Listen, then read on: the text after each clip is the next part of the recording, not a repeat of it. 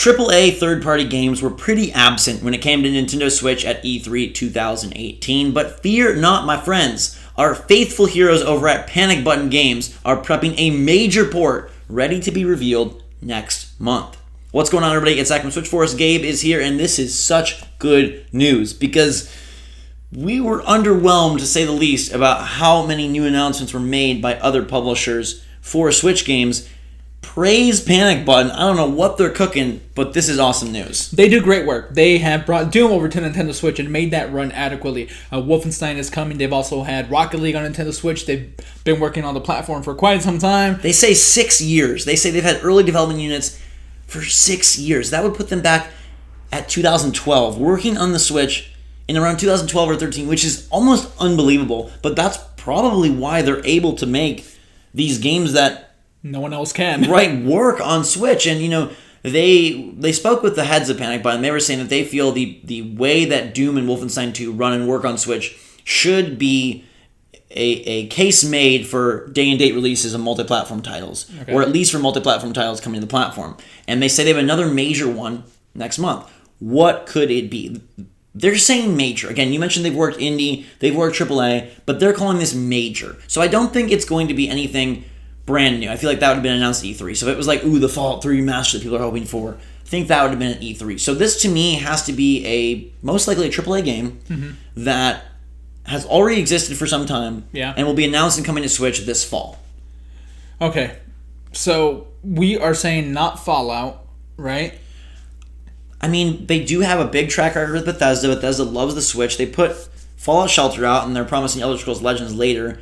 I don't know how hard it would be to get, is 4 possible on Switch? Is that probably not? Is something like Prey or Dishonored possible on Switch? Probably Dishonored for sure, because that's existed on the previous generation of consoles. Not the newest Dishonored game, but yeah, I mean maybe a Dishonored 1 remake or something like that. So this is the exciting part, honestly. The fact that it could be a number of things because they do such great work. I'm gonna put my money on Injustice 2 because they actually put Injustice Ultimate Edition out on PlayStation Vita, so they have experience with NetherRealm in the franchise, and they have experience with putting it on a system that has far less power than the Switch. Now, granted, this would be the sequel, but again, the Switch has plenty more power than the Vita, so that should be possible, and I think that would be a really good fit, a really good announcement. It's not something that maybe you want to tout at E3, like, hey, this game from a while back, but Injustice 2 would be awesome on Switch. We got to play Dragon Ball FighterZ. Such a good time, and it looked really good. Getting Injustice 2 to look and run well, the crux here is they would need to get this one at 60. Yeah, for fighting games, it's really, really important. One other thing that I wanted to mention, people did start to speculate and say, hey, could this mean there's a Direct next month? I really don't think so. I think whatever this is gets announced and revealed independently of a Direct. There's probably no way, because why would you not show all that stuff at E3 only to show it a month later? That doesn't make a lot of sense. Right. Yeah, I don't think it's going to be tied to a bigger presentation. I think this is just an individual announcement that maybe wasn't worth the stage / the time / the money of E3, but could still be a super cool addition to the Switch library. I can't think of another indie game that would qualify as major in how they're phrasing that. Fortnite obviously is out now. Paladin's just released. Hollow Knight finally out.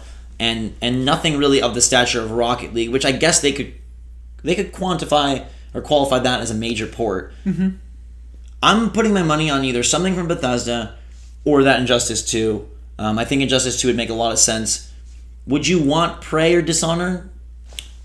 I would prefer Prey. I think over Dishonored. It's newer. It's a really, really good game. It's getting new content on other platforms now. Right. Dishonored's still great. I mean, I wouldn't mind either, honestly. It could be a great way to help Arcane get some more attention and get some sales. They make fantastic games. Unfortunately, they haven't had the best record in terms of actual, dollars and cents. But those titles are really awesome.